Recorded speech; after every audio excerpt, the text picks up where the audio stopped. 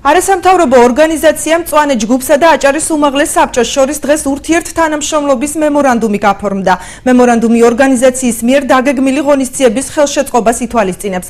როგორც შეხვედრაზე ითქვა, საკანონმდებლო ორგანო რეგიონში გარემოს დაცვით საკითხებზე მომუშავე ორგანიზაციის მიერ განსახორციელებელ პროგრამებში მონაწილეობას აქტიურად მიიღებს.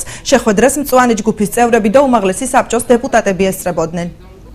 არის გადამამუშავე ხომ და გადამუშავე ჩვენთან არა. ხო. და ამაზე სერიოზული აქტივობა მოგიწევს. იყო ჩაოლებრივი არის ბენზული ბაქტერია. ცოტა ხანში დაიწყო. ჩემი მეგობარი ერთი, ყურაშვილი. ყურაშვილი აუცილებლად